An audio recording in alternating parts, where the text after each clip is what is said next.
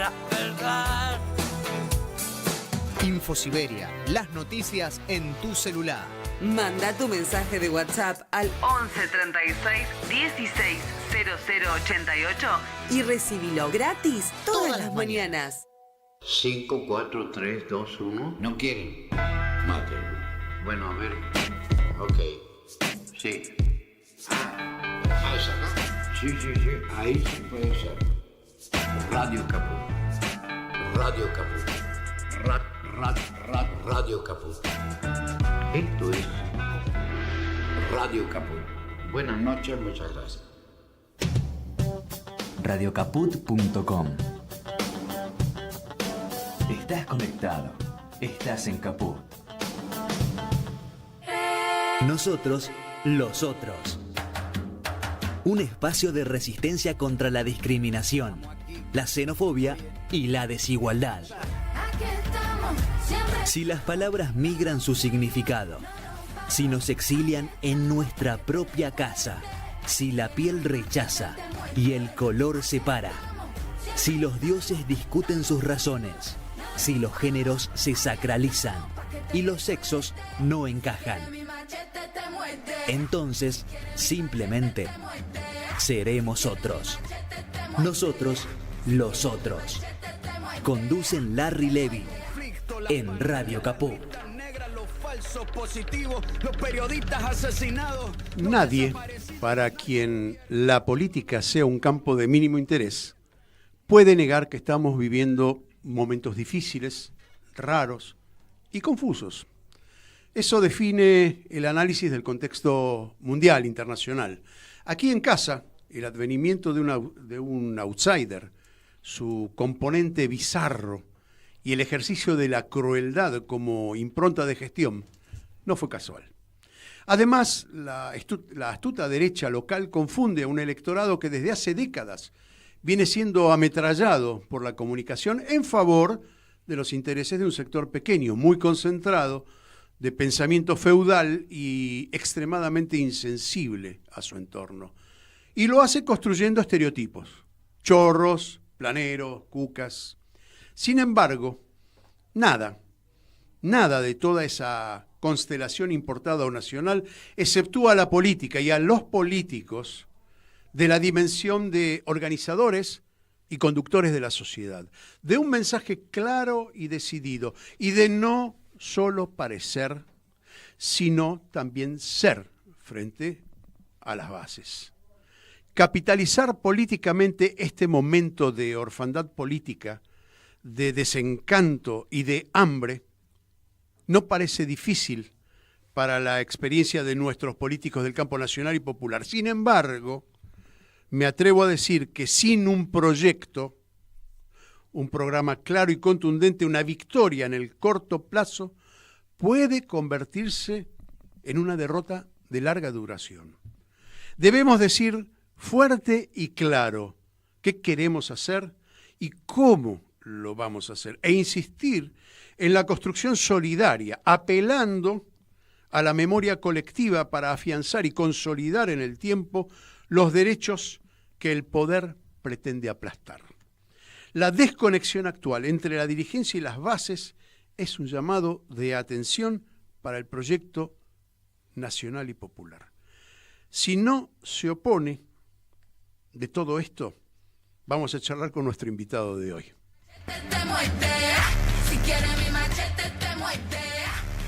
Y espero que Héctor, conocido como el Gallego Fernández, no se oponga a esto. Gracias por venir a nosotros los otros a Radio Caput. ¿Cómo estás? Un amigo entrañable.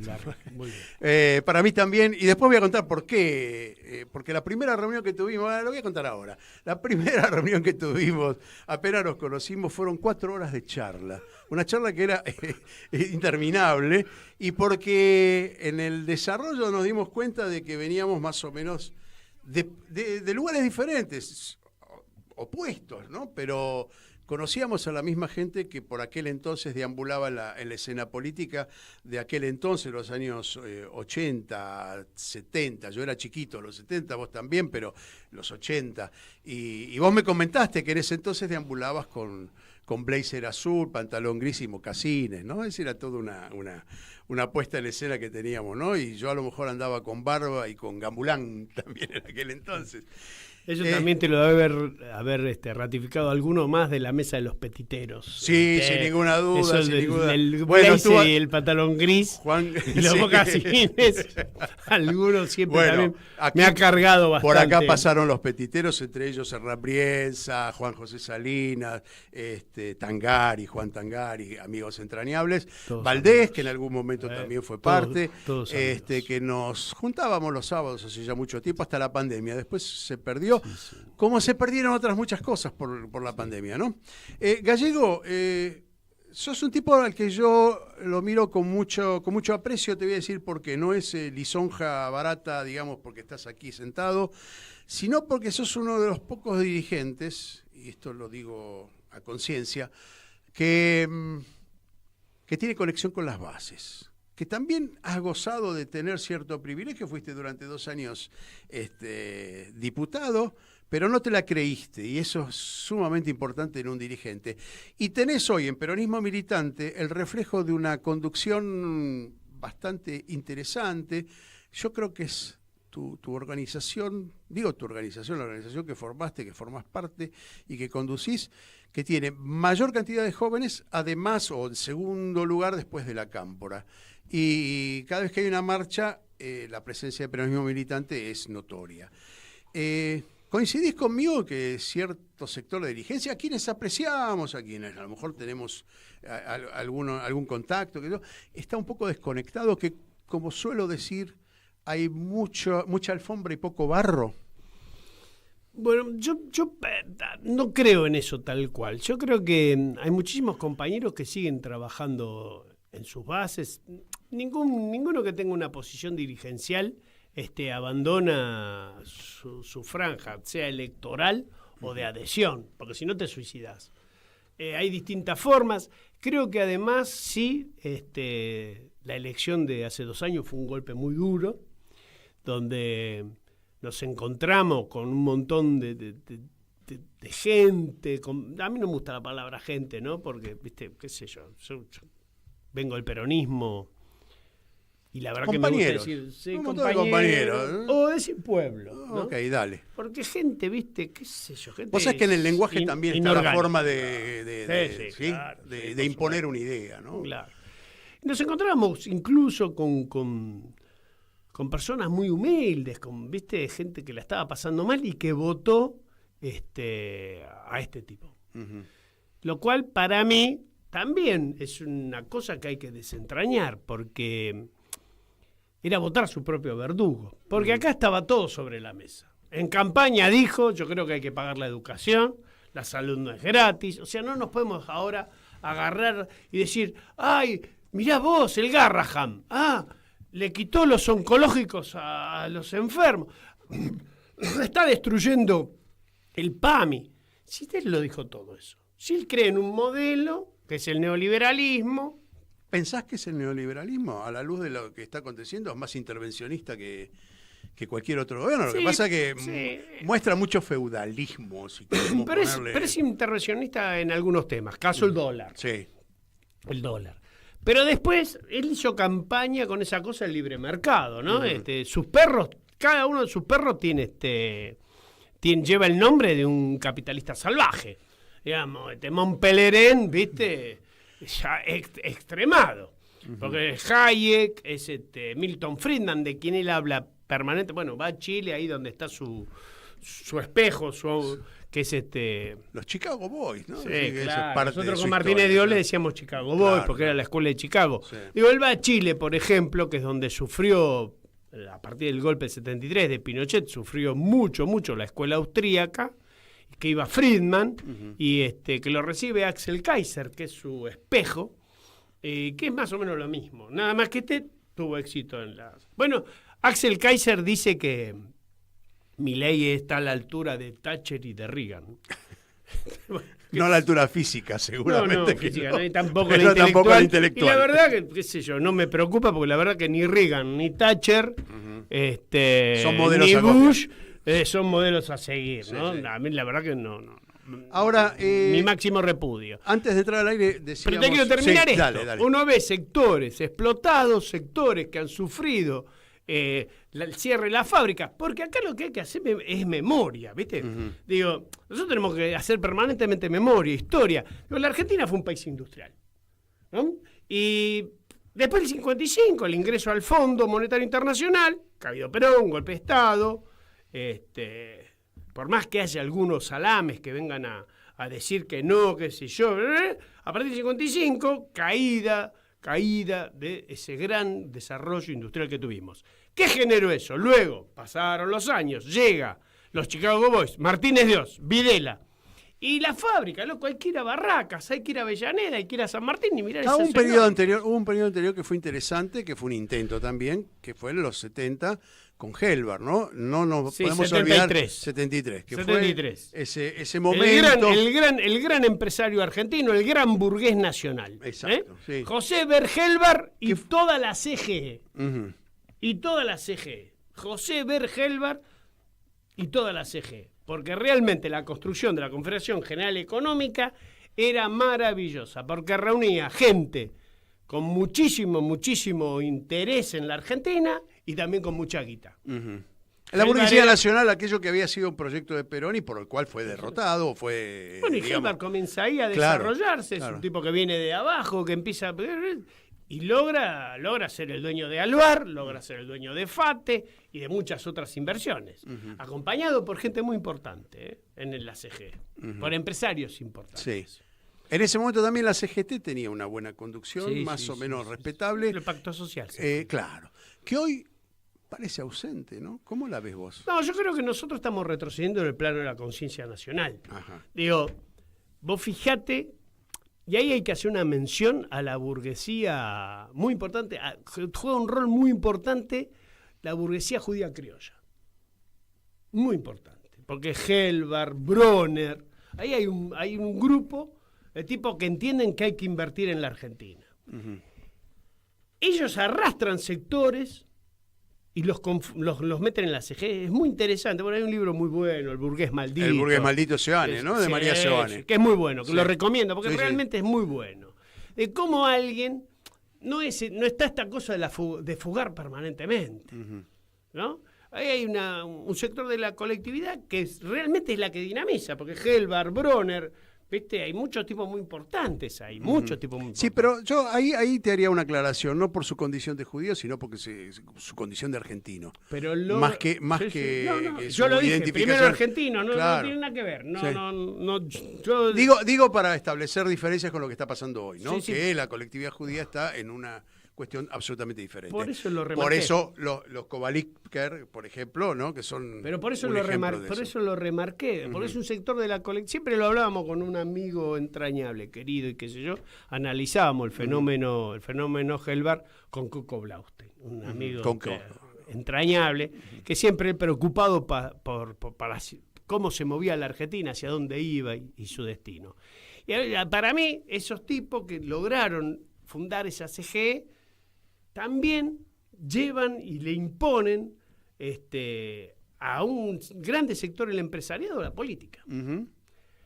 Y hay que reivindicarlos porque son perseguidos Fueron perseguidos a muerte, por supuesto. Perseguidos a muerte. Sí, el exilio fue en Venezuela, recuerdo, ¿no? De los Bronner y Helvar le comen parte de la empresa. Pero bueno, esta es la historia del poder económico en la Argentina, ¿no? Es decir, el poder feudal. Por eso decía yo al principio que tienen más vocación de señores feudales que de empresarios. Yo creo que no tienen nada de liberales, no tienen nada de burguesía nacional, son una cosa cipaya que anda dando vuelta por ahí con una vocación de acumulación feroz y de fuga, de lo que vos decías, ¿no? Ahora, a todo y que nunca van a poner ni un peso en lo productivo. Es cierto, están en la especulación. Yo quiero insistir en esto. Sí. Yo me saco el sombrero frente a esos fundadores de la CGI, los que llegan al 73. Pero recuerdo algo que vuelve a aparecer en este programa, de mano también de nosotros, del campo nacional y popular, de algo que nos faltó hacer, que es, por ejemplo, la ley de entidades financieras. No la pudimos bajar en todos estos años y es fundamental. Es fundamental para de nuevo, orientar el crédito hacia al lugar que tiene que ir, que es el desarrollo industrial del país. Sí, sí. ¿Qué hacemos? ¿Qué tenemos que plantear? Porque estas cosas quedan ocultas en un discurso, como quedan otras cosas por tratar de seducir. A veces digo, ¿por qué tratar de seducir a los que nunca nos van a votar o están ahí en el fiel de la balanza? Y no podemos ir con claridad, queremos una sociedad solidaria, queremos una economía manejada por nosotros. No significa que vaya a ver esto del cuco comunista que nos quieren imponer. Por ahí, que si dentro de 100 años podamos hablar de eso. Hoy las cosas no están dadas para eso y también es una forma también de escaparle a la realidad. Digo, hay que hablar con claridad qué es lo que queremos también de nuestra industria, de nuestra economía, y si tenemos que intervenir para que no haya fuga, ¿por qué no lo podemos decir? ¿No estás de acuerdo con eso? Fuimos a pedir el voto en el caso de Massa, teniendo inflación y no podíamos parar la inflación, medio como contradictorio, ¿no? Bueno, yo por eso vuelvo, hoy estoy reiterativo con José Herbal, pero digamos, necesitamos sectores, porque yo creo que la inflación es provocada por los formadores de precios. Sin ninguna duda, sin ninguna duda. Entonces digo, por eso vuelvo a repetir, no me canso nunca y lo digo siempre, hay que hacerle mucho más homenajes a don José Herbal, a ese sector de la CGE, a ese sector de empresarios que iban a la CGE, porque ellos van a un pacto social donde renuncian a aumentar, loco. Que esto es el quilombo que tenemos. Massa le revienta, porque vos das 2 pesos y el empresariado te responde aumentando.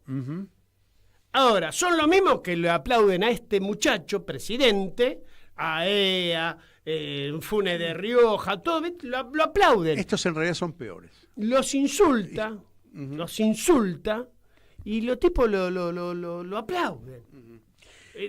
¿Se entiende lo que quiero decir? Absolutamente. Esos son los tipos que, bueno, por una cuestión ideológica, a nosotros nos corren con la inflación. Ahí vos decías que había gente que le va mal y sigue diciendo igual lo voto. Sí, sí. Estamos hablando de gente que está despedida, sin trabajo, sin el o mínimo precarizada, sin cobertura médica. Nada. Y lo vota. Hacia lo que vamos. Y lo que está en el poder económico también lo vota, aún insultándolo. Sí. Entonces hay algo que no se entiende y que tiene que ver con una dinámica que no estamos comprendiendo. Ni vos, ni yo, ni todo el movimiento nacional y popular. Hay algo que no se entiende. Lo decíamos antes ¿Habrá de entrar síndrome de Estocolmo en la política? Yo no creo que haya síndrome de Estocolmo. Hay una cuestión, lo decíamos antes de entrar al aire, una sensación de como estar viviendo en aquella época de entre el 19, después de la Primera Guerra Mundial, y entre el comienzo de la Segunda Guerra 36, Mundial. 34. Claro, donde gran inflación, incertidumbre, mucha violencia verbal, descalabros económicos a lo largo y ancho del mundo, con menos comunicación, pero con una efectividad que produjo una guerra mundial de 45, 50 millones de muertos. ¿Estamos al borde de algo parecido? Yo creo que vivimos una época igual, peor, mucho más oscura. Digo, si uno empieza a intentar ver por dónde comienza esto, yo creo que cuando los Bush padre autoriza a la CIA a eliminar blancos que considere que son peligrosos para Estados Unidos. Luego su hijo continúa con eso. La invasión a Irak creo que fue el comienzo de alguna manera de la impunidad del poder. Claro. Y eso de que 3 agentes de inteligencia puedan boletear en cualquier otro país sin pasar por la justicia. Está pasando hoy, Está pasando hoy. Las lanchas. En el Caribe está pasando. Digamos, estamos frente a una muy oscura. Y por ejemplo, en la Argentina lo mismo con Bolsonaro en Brasil, ahí nomás, cercanito, y acá en la Argentina, donde la crueldad es tremenda. Y para mí, yo creo que algo del síndrome de Estocolmo hay. Algo de síndrome Pero de Estocolmo hay. ¿quién es tu secuestrador con el cual te identificas? Bueno, esa es la pregunta. Yo creo, ya que vos me llamás a que hay que decir las cosas por su nombre, yo creo que hay sectores dominantes en la economía, que son los explotadores, que nunca terminan de hartar y que ahora, por ejemplo, quieren eliminar las 8 horas. Las 8 horas en el mundo costó sangre, y en la Argentina también. Fueron conquistas que costaron sangre. Bueno, ahora te vienen con un banco de horas. Un día.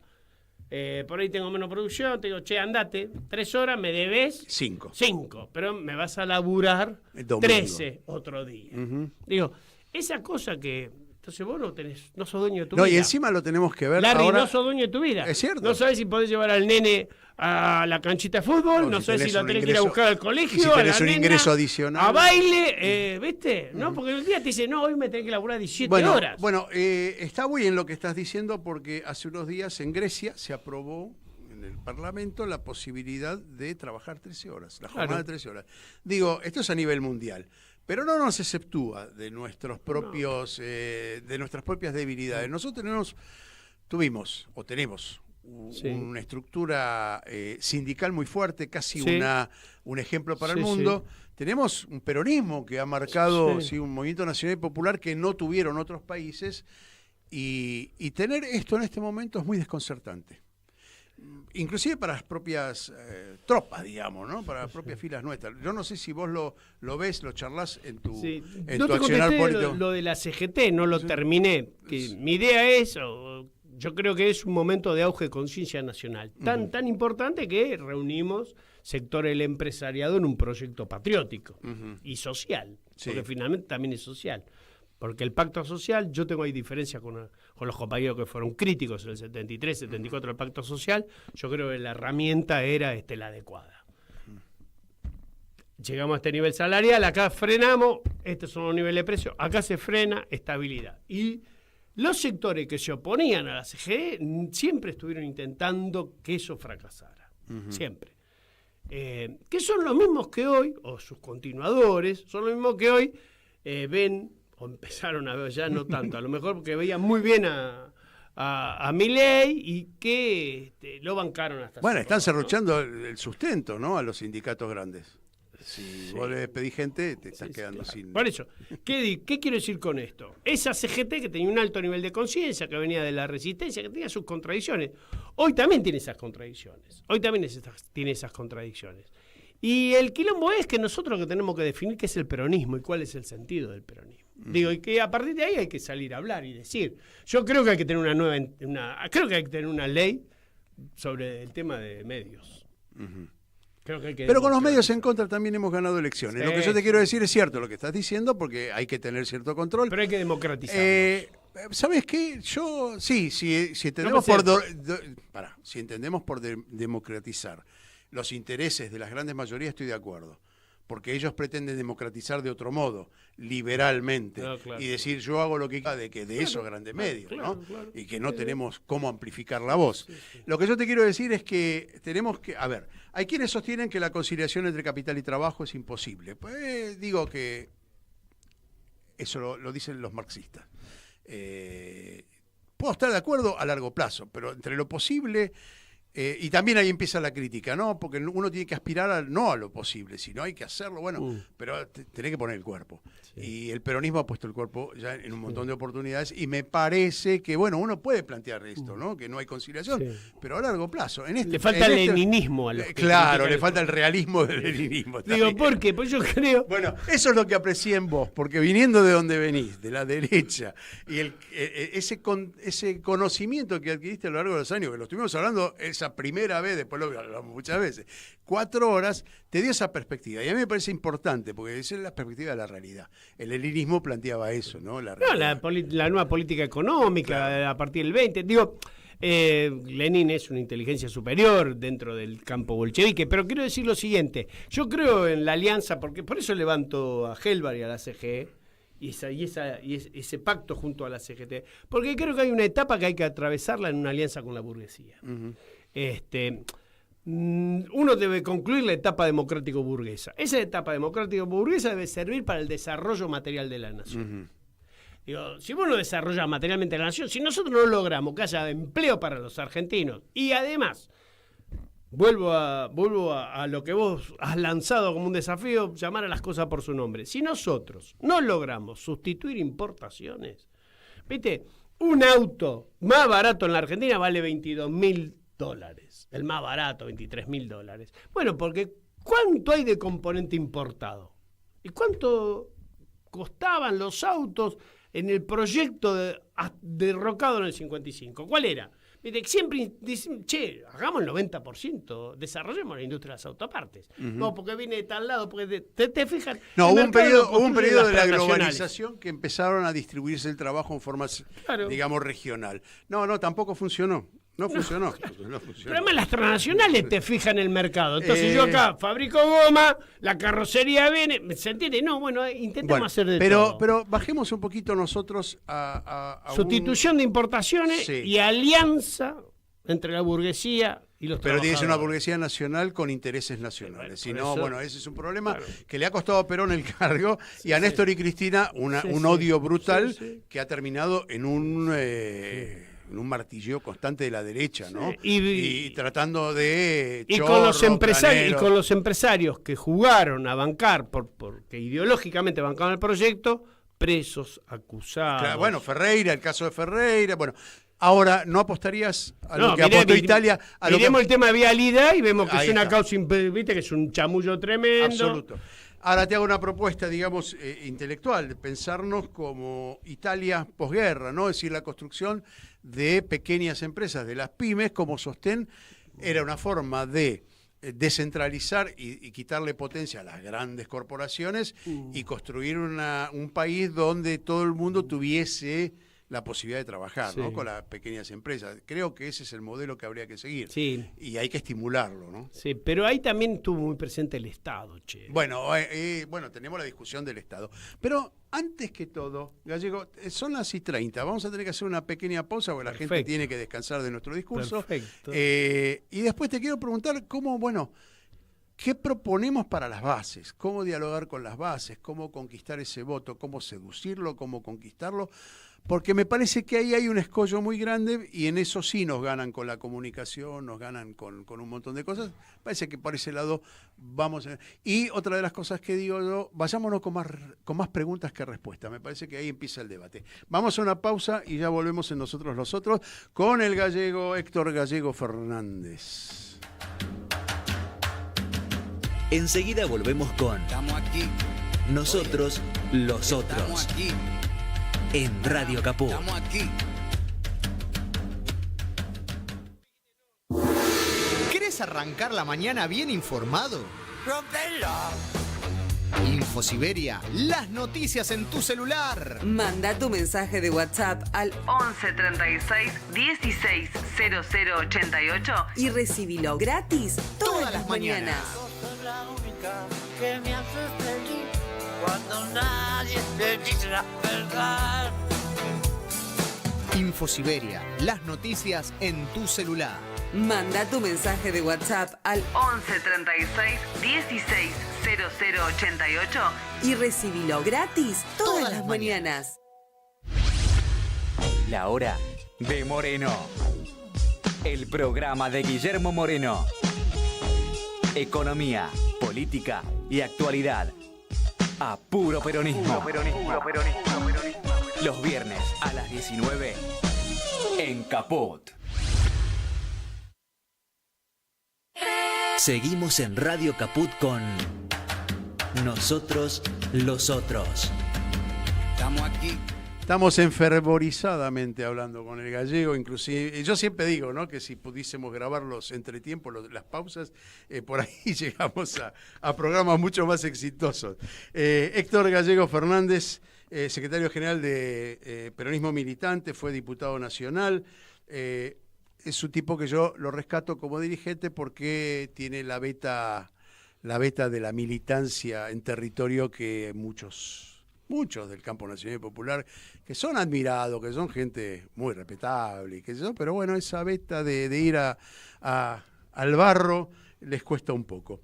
Gallego, hablamos del contexto general internacional, algunas pautas generales, la economía, la historia, pero a mí me gustaría, yo tengo ahí un beta tester, el señor que está ahí sentado, Martín Loza, que es el que maneja los controles, me dice, che, nadie le habla a la gente, hay inseguridad en la provincia, hay inflación, hay corrupción. Y yo digo, sí, claro, hay de todo eso, porque nadie está exento de eso. El problema es sistémico, digamos, este es un gobierno que sistémicamente es chorro, es corrupto, genera inseguridad porque genera mucha violencia, pero nosotros también hemos tenido estas cosas y a lo mejor no supimos tampoco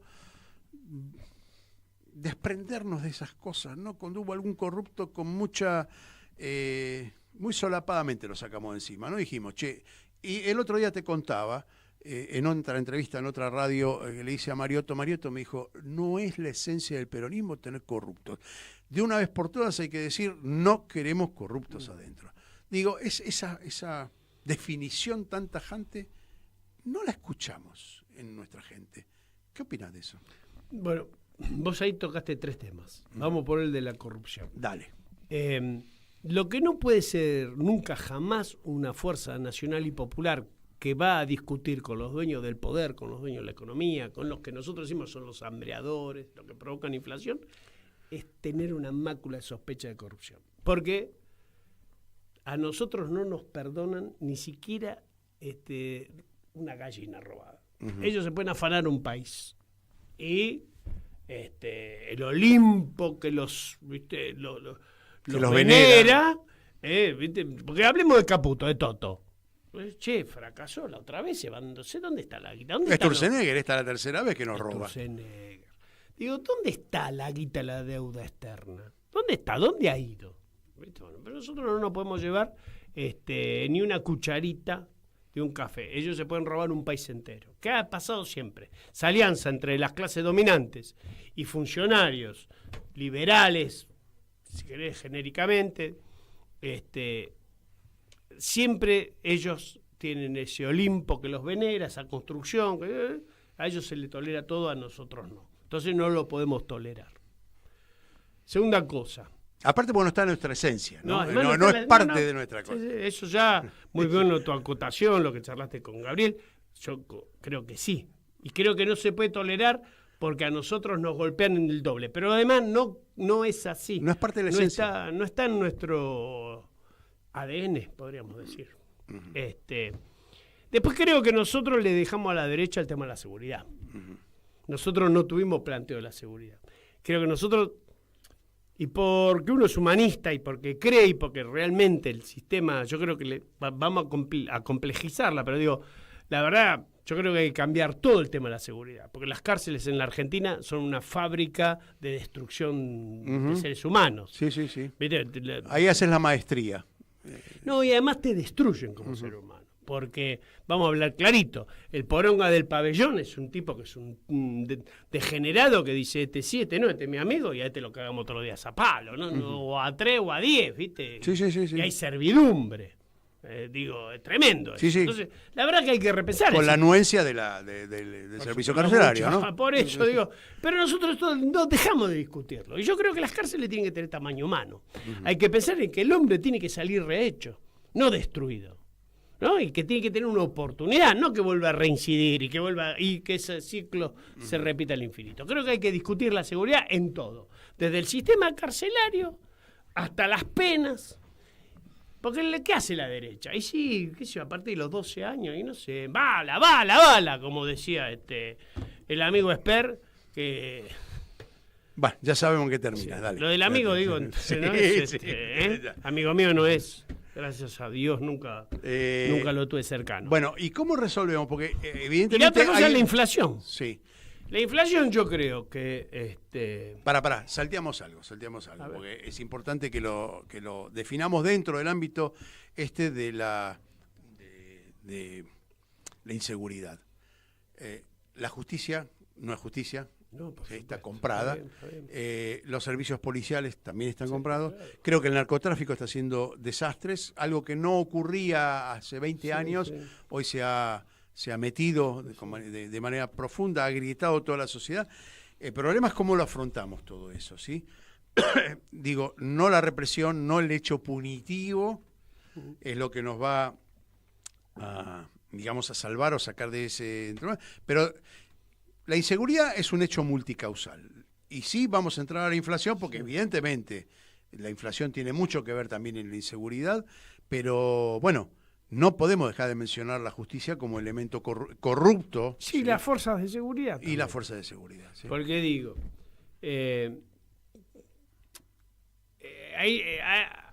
acá había presos que salían a robar para la policía. Bueno, ahí lo que... Un crimen famoso, digo, eso, ¿no? Acá es eso. Ahora, yo por eso digo, me parece que la seguridad es más amplia que lo punitivo. Bueno, y ahí te pregunto, ¿cuánto participamos a la sociedad de la construcción de la seguridad? Porque una cosa es ponerse y decir, yo gobierno, entonces decido más patrulleros, más efectivo, más... No, si no participo a la sociedad quedo alejada, ¿no? de la solución, quedo muy alejado de la solución. ¿Cómo sería la participación? ¿Cómo estructurarías vos la participación de la sociedad? Vos que estás en territorio, que vos sabés que la gente te dice, che, allá venden droga, allá pasa esto, allá es un aguantadero. Es decir, esa es la participación. Bueno, ¿cómo instrumentamos eso? ¿Cómo juntamos eso? Yo creo que lo primero que hay que hacer es, nosotros tenemos que reunir, qué es lo que, para las batallas que tienen que ver con la cultura, lo que hay que reunir primero son los centros de estudio, la acumulación y pensar. Digo, porque esto no lo hace un tipo. Vos decís, acá ponemos el ministro de Seguridad, listo, y no cambiaste nada. No cambiaste, vos tenés que tener un equipo. Y el equipo no es mi amigo, el que conozco del barrio o que fue a la primaria o a la secundaria conmigo. Hay que formar cuadros técnicos. Para la seguridad hay que formar cuadros técnicos. Esos cuadros técnicos formados, después hay que armar foro ciudadano, hay que ir a los barrios. Para la gente, porque la gente te lo dice. Ahora, nosotros tenemos que entender que tenemos que cambiar la actitud de la policía, la actitud de los guardiacárceles, cómo deben ser las cárceles y discutir después las penas. Digo, ¿por qué Perón? Porque no es solo lo material, no es solo lo material. ¿Por qué Perón baja tremendamente el tema del índice delictivo? Sí, se da el lujo de cerrar la cárcel de Ushuaia. No, porque Petinato, pero Petinato era un tipo, pero ahí había un equipo, ahí había una gesta convocada, se habían reunido cuadros técnicos y además eran inflexibles con el comportamiento de las fuerzas de seguridad. Digo, todo eso nosotros tenemos que empezar a discutir en algún lugar. Hay que formar cuadros técnicos. No se llega a uno y listo, pusimos un tipo. No. Lo mismo pasa en casi todos los ámbitos de la vida. Y ahora, bueno, sí, entremos a la cuestión de la inflación, que ahí la inflación es un elemento que de las multicausas que generan la inseguridad, la inflación está dentro de ella, ¿no? No solamente tenemos a los generadores de precios, a los formadores de precios, sino que tenemos la inseguridad como digamos, como destino de todas esas desequilibrios. ¿Cómo resolvemos el problema de inflación? Hablamos antes de salir al aire de la cuestión de la ley de entidades financieras, es decir, volver a generar una corriente de crédito que vaya hacia la producción nacional. Bueno, las exportaciones, ¿cómo hacemos para convencer a la gente? Es un tema delicado y complejo. Yo te voy a decir, yo no creo en que el circulante genere inflación. Digo, no, eso es una falacia histórica de la derecha, ¿no? Es decir, yo no creo. La emisión genera... O sea, la emisión, el circulante, la multiplicación... Puede ser parte, pero no puede ser la causal. Todo depende también cómo sea tu burguesía, que es la que se enriquece con lo que consumen los sectores populares. Digo, si tu burguesía quiere eso trasladarlo y convertirlo en verdes para fugarlo, estamos jorobados. Si tu burguesía, que acumula esa plata, reinvierte en la nación... ¿viste? Bueno, tenemos que intervenir en el mercado de las monedas, sin ninguna duda. Sí, yo creo que hay que intervenir en muchas cosas. Yo soy dirigista, creo que en la sustitución de importaciones, ¿viste cuando asume el discurso de asunción de Martínez Dios es fundamental, dice, venimos a clausurar 30 años de estatismo, dirigismo, intervencionismo. Bueno, yo creo en el estatismo, en el dirigismo y en el intervencionismo. Porque la verdad, no tenemos una burguesía patriótica. Una burguesía que después te dice, bueno, este país de mierda, cosa que me pone muy mal, me da una bronca tremenda, que dice papel de...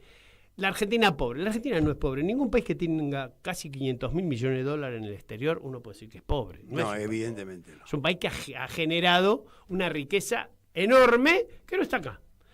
Un pedazo de esa riqueza, el 20% de esa riqueza, haría una Argentina distinta, absolutamente distinta. Ahora, el rol ese lo tiene que cumplir el empresariado, que es el que acumula esa ganancia. Entonces yo no creo que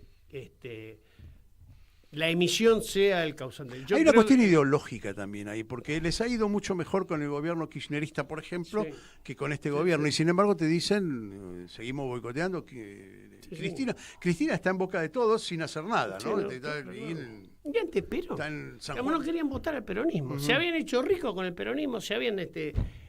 Digo, la clase media, que era muy chiquitita en el 45, se multiplica con el peronismo. Mirá los barrios periféricos. Claro, pero ahí ves, ahí recurrimos a una cuestión histórica de que lo relatamos, lo sabemos, está escrito en los libros, pero no pudimos transmitirlo, no pudimos decir, fíjense lo que pasa, lo bien que viene, lo bien que hace para un país que haya intervencionismo, que haya la participación del Estado, un Estado grande, un Estado fuerte, que lo tiene toda Europa, porque es un verso de que Europa es liberal, ¿no? Es decir, en muchos casos sí, pero en la mayoría no.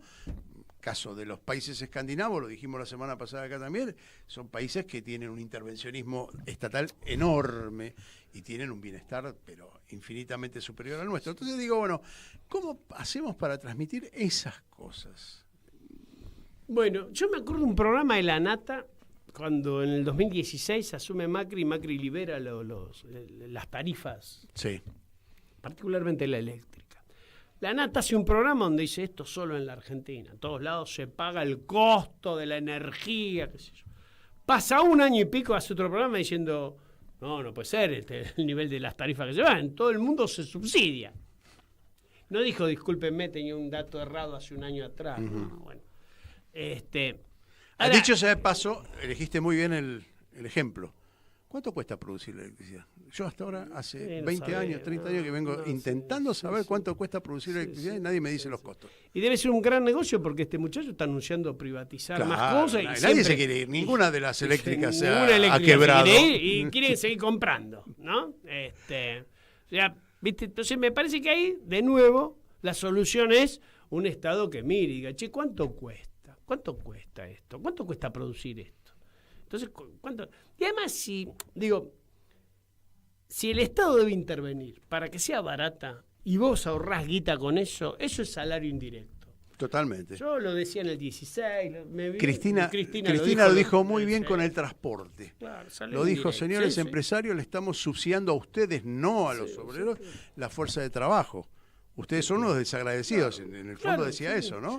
Pues es un salario indirecto. Si yo me ahorro 50.000 mangos en gas y electricidad, son 50.000 mangos que le voy a comprar una zapatillita a mi pibe, una remerita a mi nena, o voy a llevar a mi compañera a vivir. El círculo virtuoso. Y multiplicás el mercado interno. O sea, hay salario directo, salario indirecto. Ahora, estos bestias que no gobiernan, porque estos son unos bestias peludas, tan bestias peludas como ese proceso que analizás muy bien, que lo traes muy bien analizado y lo traes a la mesa, del 18 al 36. Estamos viviendo una etapa oscura donde además la crueldad, la línea política, se construye la línea política a partir de crueldad. Con minorías, Gallego, con lo pero diferente. no te quiero exceptuar, no te quiero ni siquiera perdonar, somos amigos, no te quiero perdonar que me digas cómo solucionar, cómo transmitimos esto. Cuando vamos a un barrio, ¿sí? Que votaron a Milei. Recuerdo una amiga socióloga que trabajaba para el Ministerio de Acción Social, que en el 2015, cuando perdimos con Macri, fue a hacer un relevamiento en territorio y le contestaron: a Cristina la amamos, nos ha dado todo, pero no nos ha solucionado el peaje. ¿Qué era el peaje? Entrar al barrio sin tener que... ¿Sí? La inseguridad. Entonces digo, bueno, si no llevamos un cachito de épica, si la dirigencia no lleva un cachito de épica a los barrios, bueno, las cuentas van a ser otras, los criterios para meter el voto van a ser otros. Entonces, con eso tenemos que lidiar. Pero eso cada vez se pone peor, porque si tu ministro de Seguridad, ministra en este caso, sacraliza las fuerzas de seguridad, que son las que le pegan al tipo que duerme en la calle, que le pega a los viejitos, y que son socios con el narcotráfico, con el narcomenudeo, si querés. Sos bueno, sos bueno. Yo creo que es un poco más, que sos Vamos a decir, de algo más. Pero toleran bueno. el narcomenudeo, Dale, ¿viste? dale. La ventanita donde te venden... El búnker, ese famoso el búnker. famoso sí. búnker, ¿viste? Que de búnker no tiene helada. Búnker es otra cosa. No entras ni con un tanque dentro de un búnker. Digo, no importa, pero... Y tu ministra de Seguridad sacraliza esa fuerza que todos sabemos que son los que toleran que el narcomenudeo y a veces no sé si no toleran algo más. Yo creo que sí, pero bueno. ¿No? Digo, porque si no, ¿para qué hay un departamento de inteligencia criminal? ¿Viste? No se daban cuenta que se dedicaba a Fred Machado. No tiene que venir de Texas. De United States nos tienen que decir cómo es. ¿Viste? Gallego, ¿cómo militamos? Che, Bada Vázquez, Alejandra Bada Vázquez, ¿viste? Y Lácteo Vidal, que hicieron campaña, ¿no? Los sindicalistas, qué sé yo. Y después hay otra cosa también. Hay un sector de los argentinos que cuando sube de nivel social se diferencia del peronismo porque son todos unos negros. Karen Reichardt, Sí. ¿no? Que elige un nombre germano, se llama Vázquez la chica. Sí. Que vos mirá lo que posteaba, los negros, planeros, negros. Eso es... Bueno, Mamita, sos de Lanús, que es un barrio popular. Héctor, tu papá era un puntero peronista. Gallego, pero tenemos que, creo, no digo, la dirigencia tiene que llegar a esa gente a explicar que esta forma de pensar, sentirse, como vos decís, con el síndrome de Estocolmo, o sea, atrapada por un discurso difícil porque es fácil, la derecha tiene discurso fácil, ¿no? Muy fácil. Sí, sí. Pero hacer entender parece un poquito más difícil. Tenemos los elementos, tenemos la gente, tenemos la capacidad de llegar y convencer, porque aparentemente venimos ya 2 elecciones. Después en el medio, Alberto, bueno, un gobierno fallido, por llamarlo de alguna manera, que es mucho mejor que esto, que fue mucho mejor que Macri, pero bueno, de todas maneras generó una sensación de que, bueno, de desencanto.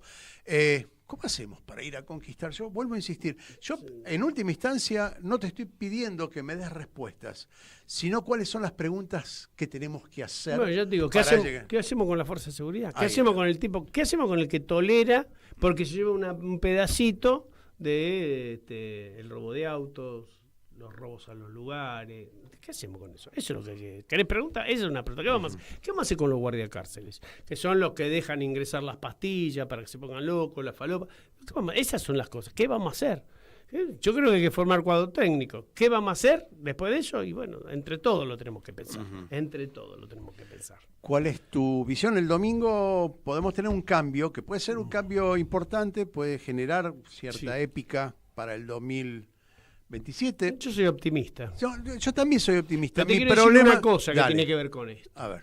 Nosotros lo que tenemos que hacer en todos esos niveles es volver a tener conciencia de clase. Digo, cuando nosotros éramos más chicos, más jóvenes, como bien dijiste vos al principio, vos militabas, tocabas timbre, entrabas a una casa, qué sé yo, y había un compañero, un señor mayor, que te decía, mira, este relojito me lo dio la empresa cuando cumplí 30 años en la empresa. O la medallita, ¿no? Y el tipo sabía qué era y qué quería hacer. Y cuáles eran sus intereses. Había conciencia de sí y para sí. Conciencia de trabajador y qué le correspondía. Conciencia de sí y para sí. Te voy a citar algo que dijo acá... Cosas que hemos retrocedido. Un sociólogo, bueno, hay un sociólogo que... Daniel Feierstein, que estuvo acá y uno puede estar en desacuerdo, ¿no? Pero dijo...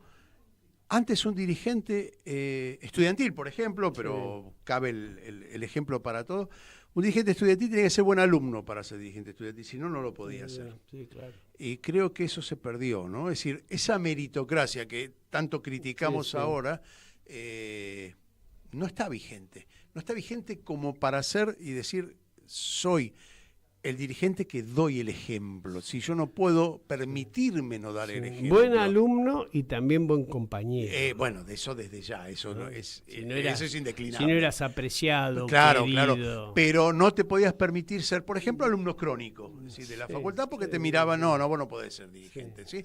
Digo, eso también tiene validez, ¿no?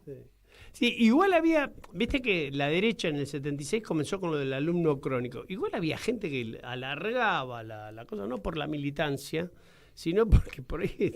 tenés que laburar, ¿viste? Y bueno, y daba una materia acá. Sí, no, bueno, eso no Pero se el critica. 76 empezó con lo del coso crónico y empezaron con eso, porque vos mirá la cantidad de universidades privadas que hay hoy y las que había en el 76. No había, prácticamente, eran 2, 3, no había eso. Sí, no sé si 3. Sí. Era la católica. Ahora, curiosamente, y ya que Eso hablaste... es la batalla cultural también. Claro, no, pero fíjate... Porque eso vos, aleja la conciencia de clase. más grave todavía, lo que está pasando en la UADE, las denuncias que tiene la UADE estos días, ¿no? De imposiciones estrictas, cabello, vestimenta, cosas que no, ya pasaron a la historia. De todas maneras, hay un balance positivo de lo que estás hablando de las universidades, porque el Campo Nacional y Popular creó las del conurbano. Las del conurbano. Mi hija concurre a La Matanza, es una bellísima universidad.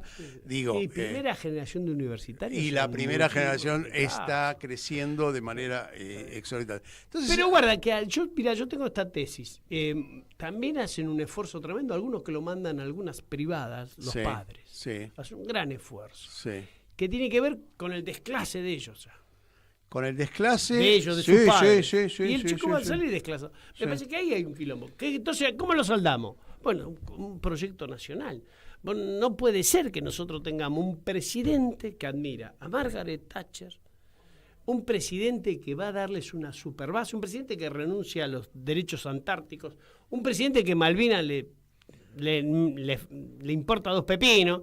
Tuvimos un presidente que dijo Malvinas era un costo, digamos. Digo, bueno, pero ese es el retroceso. ¿Hemos retrocedido en la conciencia nacional? Sí. ¿Hemos retrocedido en la conciencia social? Sí. Esto es lo que tenemos que cambiar, Larry. Y para cerrar, porque vos me dijiste lo de Italia. Italia, por supuesto, las microempresas, las empresas familiares, pero también el Estado. Hay un señor muy importante, funcionario del Estado italiano, que muere en un vuelo, en avión, piloteando un avión, Enrico Mattei. Italia no tenía petróleo y él inventa el ENI, el Ente Nacional de Hidrocarburos, que es la YPF italiana. Él es el que hace que Libia sea petrolera, Nigeria, Bueno, Irán. eso es parte de la Y cuenta que le está pasando muere, hoy. Y es sospechoso de que la CIA haya hecho el Claro, atentado. bueno, no. Yo calculo que fue Francia, pero no importa, porque... Mirá qué interesante. Y claro, fíjate quién se benefició. Acabas de abrir una ventana interesantísima. Fíjate a quién ver. se benefició de la caída de Muammar Gaddafi. Más allá de las críticas que se puede hacer al régimen de Gaddafi, el mayor beneficiario fue Francia, no Estados Unidos. Pongámonos a mirar la historia ahí, es un tema interesante. Nos quedan pocos minutos y te quiero preguntar, te quiero decir, bueno, más allá de, ojalá podamos el domingo dar vuelta a la taba, ¿cuál es tu pronóstico? Porque me parece que la construcción nuestra, la que hicimos durante los 12 años virtuosos del kirchnerismo, volver a eso va a ser difícil porque hay que mejorarlo, porque hay que apostar a más, pero también tenemos una fuerza del otro lado que está fortalecida, que está embravecida y no se va a dejar con tanta facilidad. Entonces te pregunto... y una Argentina endeudada hasta los tuétanos, que es muy difícil. Me preocupa mucho la deuda. ¿Sabes qué? Los muertos no pagan, así que ya lo dijo Néstor. Si no hay que pagar, no pagaremos. Lo que te quiero decir es cómo reconstruimos esa épica que fue creciendo de a poco. Yo recuerdo el día que Néstor denunció a la Corte Suprema, ese día me hice kirchnerista. Digo, ¿cómo hacemos para reconstruir esa épica? Para pasar esta etapa de la democracia burguesa, bien lo dijiste, para poder llegar a otras etapas en el futuro, 100 años, no lo vivimos nosotros. Lo que demande, las etapas tienen su propia... Esa es la conjunción del movimiento nacional y popular, que es importante, porque ahí es donde se junta... tanto el marxismo, el socialismo, el cooperativismo, el peronismo, que son todas esas fuerzas que de alguna manera lo que buscan es mejorar a la población, ¿no? Donde se discute cuestiones del humanismo. Exactamente. La solidaridad. ¿Dónde se discute? Si no se discute, estamos en el horno. Estamos en el horno. Bueno, ¿cuál es tu mirada? Nos quedan 30 segundos. No, yo soy un optimista, porque creo que finalmente siempre, si hablamos de lo electoral, creo que creo que nos va a ir bien el domingo. Más allá de la contabilidad creativa que puedan inventar, porque viste que vamos en muchas provincias vamos con frente con otro nombre. Sí. Y más allá de Patricia, que dijo, no, si se los frentes, tiene que ser como pusieron. Va a haber contabilidad creativa. Sí. Estílica, yo diría. Veníamos con estílica. Alberto en el auto. Alberto me dice, sí, pero ¿sabés qué pasa? Hay que medir también cuántos diputados, que se meten ellos, cuánto metemos nosotros. Y después yo tengo fe en que nosotros vamos a tener posibilidad de discutir con los otros, que se les caiga un poquito el velo a algunos sectores. Es decir, macho, tenés una pyme. Vos pagabas tanto electricidad, mira lo que pagas ahora, ¿viste? Los clubes, estos vienen con las sociedades anónimas, algunos destacados jugadores de fútbol son lobistas de ellos. Y el club de barrio. Igual estamos dando, en ese aspecto estamos dando ejemplos que, bueno, voltean la teoría de ellos.